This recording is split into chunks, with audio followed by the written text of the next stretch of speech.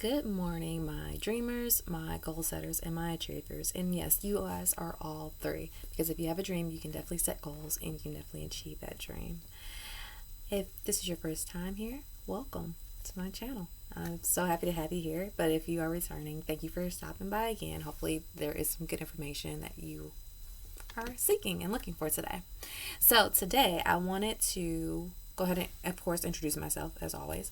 My name is Kelly Moore. I'm with Moore Life Transformations, and I am a career counselor that is providing services to those that are interested in learning more about career development and how to set themselves apart and prepare themselves for that future career that they're looking for. So today, without further ado, I wanted to give you guys 5 simple tips in order to really spice up your resume in order to get that job that you're seeking, that you're looking for. So I'll go ahead and jump right on into it. So for me, I think resume writing is a huge piece, right? Because if you do not have a good professional resume, it's very hard to get that job interview, right? In order to get yourself into that position to be able to speak to that employer.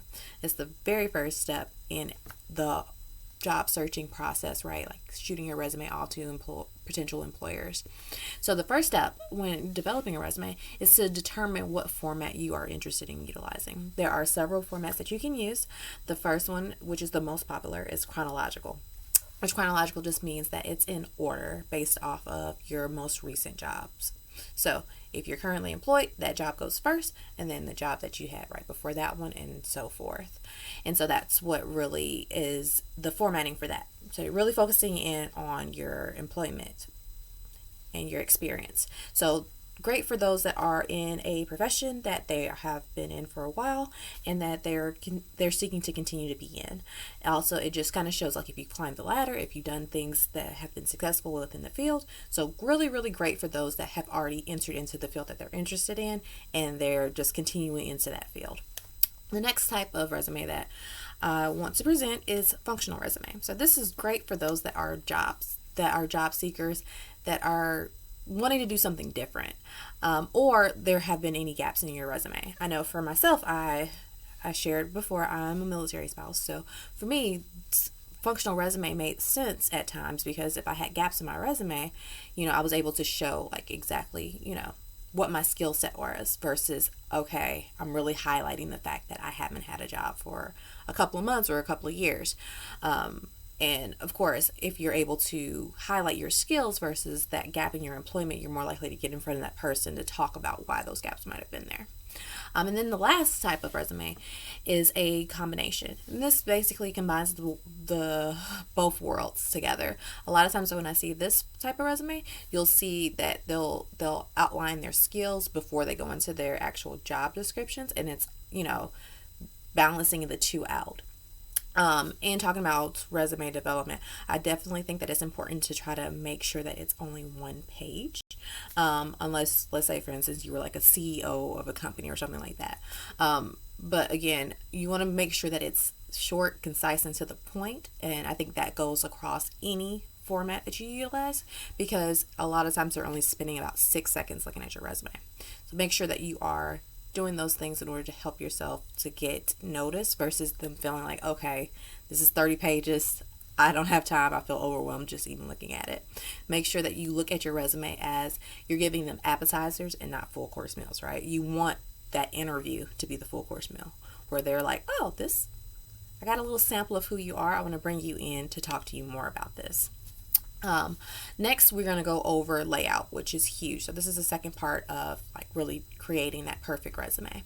So layout, first part you want to make sure that you have on your resume is contact information. So that is, of course, your name, your email address, your phone number. Make sure that it's a working phone number and a phone number that you're actually checking and your voicemail is accessible. There's nothing worse than having a resume that somebody's future employer's calling you, trying to get in touch with you, and they can't reach you. That's taken people out of the running in my book whenever I've been a manager trying to hire somebody new. If I can't reach you, then I'm not going to keep calling you trying to reach you. So name, your email address, your phone number. Also, if you have like a LinkedIn account, you can include that. If you have a website that you think that they might want to look at, depending on what industry or what you're applying for, you can include that as well. Do not put your street address because, let's be honest, they really don't need to know exactly where you live. Just make sure that you have your city, state, and zip. That way they know that you're within the area. So after that contact information, I think traditionally a lot of people put on their resume career objectives, which it's a really hard one for me. I feel like career objectives basically says what you want out of the company versus what you're bringing to the company. So I really advise anyone who I work with when it comes to resume development to get rid of that career objective and go straight into using a summary qualifications. This is a quick little snippet, maybe about 3 to 4 lines, just kind of sharing who you are as a professional and really highlighting your qualifications and how you would be a great fit for their company. So really quick, straight to the point, utilizing those strong action verbs like of what you're going to bring to the table, and keep it really simple and just sweet and to the point. Next we have work experience, which, depending on what kind of resume you're using, if you're using chronological, that'll be absolutely next, just showing what your work experience is. Usually we don't want to go back further than about 15 years. Usually you're going to see maybe about 3 or 4 jobs or so on there. You don't want to have like 10 jobs on this resume, especially if they're like really, short terms of being at these employers, because that can also highlight a problem, right? It looks like you're a job hopper. So you want to make sure that you are not trying to put your whole complete work history, especially if you've been working for several years and you've worked at several companies. Make sure that it's very straight to the point and concise. And then also, instead of doing like paragraphs, a lot of what comes with a resume is what's appealing to the eye and what's easy to find. Bullet points are huge for this, because if you have paragraphs, that's a lot to read. So making sure that it's just bullet points with like maybe 1 or 2 lines, very quick and easy and to the point, so that the person can find it really easily. And then of course making sure that you have like maybe about 3 or 4 or 5 or so bullet points that are very concise and to the point. With these bullet points, make sure that you are using action verbs, make sure that it's past tense as you're putting it together, and make sure that it sounds nice, right? You don't want to just say, oh, I cleaned tables. You want to say, ensured the safety and made sure that the environment was well kept and organized. Make sure that you spice it up. You don't want to just be straight to the point in that sense. You want to make sure that it sounds very, very nice and presentable. And also, I believe in working smarter, not harder. So one thing that I always recommend, which we'll talk about this a lot later too, is that you make sure that you look at that job post, you look at the different things that you are applying to, and you kind of see what their language is, because a lot of times your resume is not going straight to a person initially, it's going through a system, and when it goes through that system, it's looking for keywords, and that can provide you some of the wording that you need in order to make sure that your resume stands out. Next, education. So if you are straight out of college or straight out of high school and you're going for your first job and you don't really have a lot of work history, of course you want to make sure that you include your education, any trainings, things like that you have. I also would say include volunteer experience if this is your first job or first job within this industry. Anything that's going to make sure that you stand out with your educational history. You do not have to include the graduation date, especially if you feel like, people are going to look at it like, oh, you just graduated high school yesterday. And you feel like that won't get you seen. Or let's say, for instance, you graduated from high school 40 years ago. If you feel like that's going to deter a employer from really reaching out to you, you can not include that date. Just make sure that you have exactly where you went to school and whatever degree or diploma or whatnot that you received from there.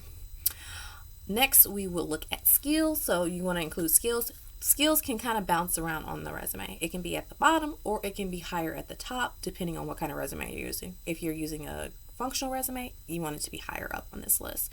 And just really pointing out that skills do not always have to be just hard skills, which hard skills are like your computer software, your ability to do certain tasks that are very detail oriented in the sense of, I'm able to use this software, I'm able to utilize this for reports, things like that. You also have soft skills too, right? We want to know that you're a team player. We want to know that you're able to work well alone if that's something that the job requires. So those soft skills are important too.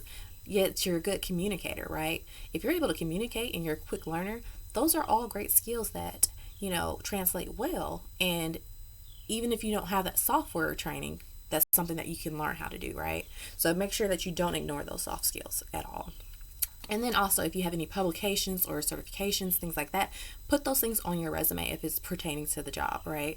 I know I went for one job at one time, and I had just gotten a certification in Strong and MBTI, and that was something that they were looking for. So for me, it was good for me to put that on my resume so that they could see that I had that certification and training, right? So if it's something pertaining to that job, put that on your resume. And then, of course, just make sure that your resume is very concise and that is straight to the point. If you can use numbers, please use numbers. It breaks up some of the monotony of using just letters, right? So you want to make sure that you have numbers in there so that the eye kind of is drawn to those numbers and it will look at that number to read it. And then also it quantifies what you did, right?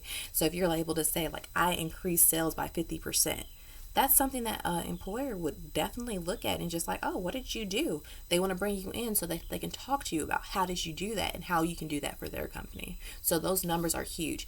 If you supervise, oh, I supervised 15 people, that's something that they can quickly look at and they can say, oh, okay, we're looking for somebody who's a supervisor. So the fact that you were able to supervise that number of individuals is helpful for them to know that you're able to do this skill.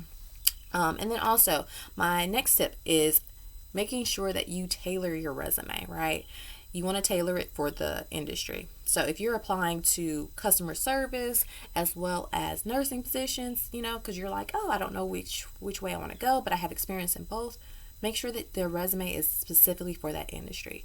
And then also you want to tailor it for that employer too, right? You want to do your research, do your due diligence, and see exactly what they're looking for. Again, it goes through a computer system. So if you're able to get more of those keywords onto your resume, the more likely you are to get that call, because after it goes to that computer system, then it might go to a hiring manager. And once it gets to that hiring manager, they're more likely to be able to find those things. But if it doesn't get to the hiring manager, there's no way that you can get hired, right? There's no way that you can get the call for that interview. And then my last tip, which is tip number 5, is become familiar with your resume. I have a horror story about this. Not knowing exactly what was on my resume, interviewer asked me about it, and I actually was unable to share that. So even if you go out and you find somebody to write your resume for you, make sure that you're familiar with it, that you feel comfortable with it, that you are using the right terminology. Also, I mentioned work smarter, not harder, in terms of like looking at what's out there and putting those type of things on your resume, and make sure that those things really do apply to you. Don't just put it on there because you're like, oh, well, this is going to get me the job. Make sure that it's something that you actually have done, because they're going to ask questions about it. So be familiar with the resume in that sense, that you're not just adding things just to add them. Make sure that they are actually things that you are skilled at and successful at. And yeah, those are my main tips, but I definitely want to make sure that you guys are engaged. So if you made it this far, go ahead and leave a comment down below, just sharing like if there was anything that you found helpful, or if there are any tips that you have that you want to share that has helped your resume stand out. For me, I feel like it's very important. I have a couple of quotes that I want to share with you guys, because resumes are huge when it comes to the hiring process. So first quote I want to share is, your resume says a lot about you. It determines whether you will be called for an interview or not. That's huge, right? If you don't have a successful resume, it doesn't get put into the right hands. So you have to make sure that your resume is doing the job for you, right? And then the last quote that I have for you is, to succeed in today's job market, you have to think of your resume as an advertisement targeted towards your future boss. So you have to make sure that you're tailoring that resume so that it gets to that future boss that you're looking for, that future company that you're looking for. Do your due diligence, do research, find out what that company stands for. Make sure you're including these type of things on your resume. If this is a company that you're looking to be at, make sure that you're including those things, because that's what you're standing for whenever you are hired with this company, and they're more likely to bring you in and know that you are going to be a good fit for their organization because you are seeking that environment. So that is all that I have for today. If you would like to know more, definitely please feel free to check me out. I do have a website. It is morelifetransformations.com. So you can go there and see what's on that page. I also have a LinkedIn account, which I'll provide down below. So yes, if you have any questions, please feel free. I definitely will check the comment section, and I Love to hear from you guys. So have a great day, and thank you guys for spending a little bit of time with me. And hopefully you learned some tips for improving your resume.